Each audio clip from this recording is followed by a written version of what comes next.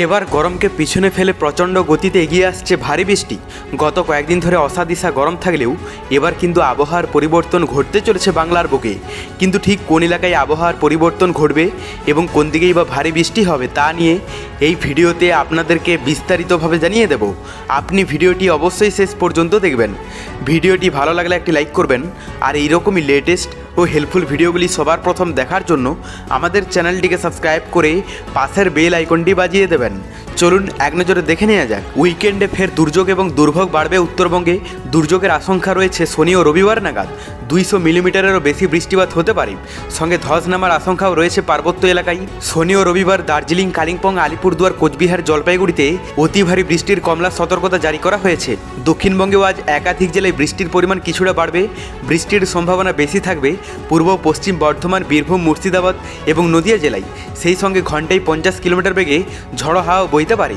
আজ থেকে পরবর্তী 4 দিন দক্ষিণবঙ্গে বিক্ষিপ্তভাবে বজ্র বিদ্যুৎ সহ বৃষ্টির সতর্কতা জারি করা হয়েছে।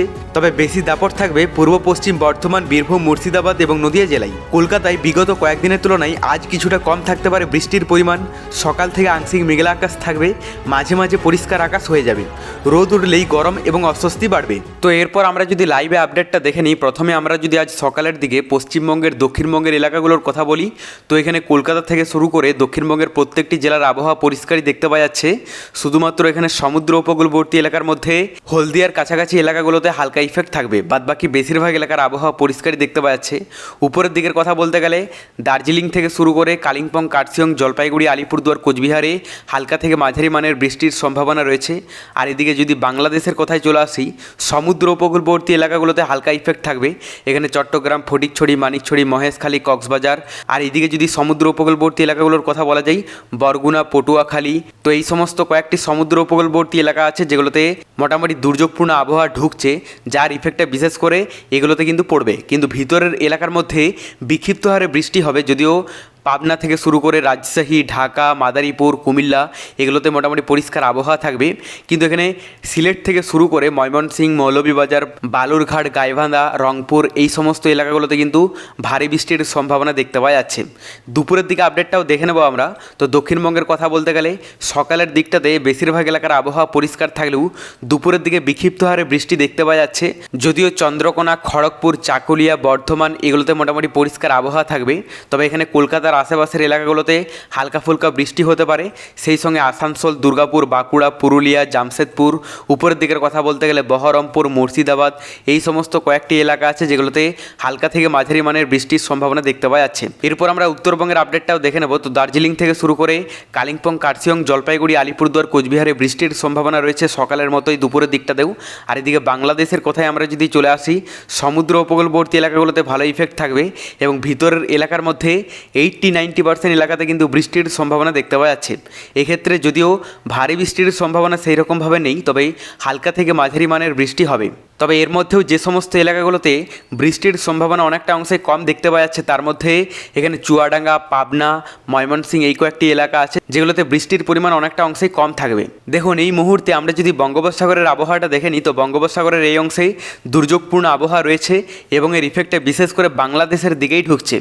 যদিও দক্ষিণবঙ্গে দুপুর এবং বিকেলের দিকে সম্ভাবনা রয়েছে, তবে বেশিরভাগ সময় কিন্তু দক্ষিণবঙ্গের আকাশ পরিষ্কার থাকবে আর বাংলাদেশের মধ্যে কিন্তু বিক্ষিপ্ত হারে বৃষ্টি দেখতে পাওয়া যাবে। এখানে সমুদ্র উপকূলবর্তী এলাকাগুলোতে বেশি ইফেক্ট থাকবে। তবে পরবর্তীতে বঙ্গোপসাগরে নতুন কোনো দুর্যোগের আভাস পেলে অবশ্যই আপনাদেরকে লাইভে জানিয়ে দেব। এরপর আমরা তাপমাত্রাটা দেখে নেব যে নতুন কোনো চেঞ্জেস এসেছে কিনা।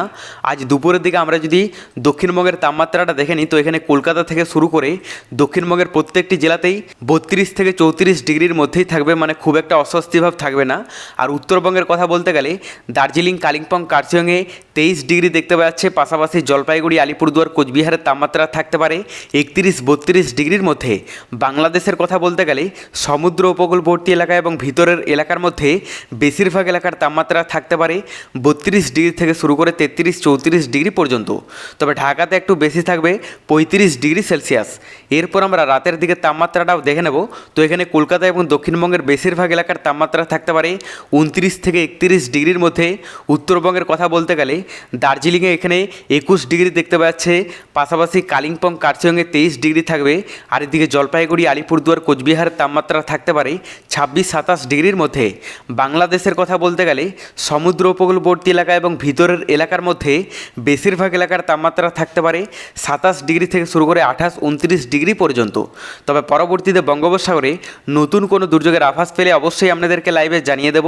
তার জন্য চ্যানেলটিকে সাবস্ক্রাইব করে রাখতে ভুলবেন না।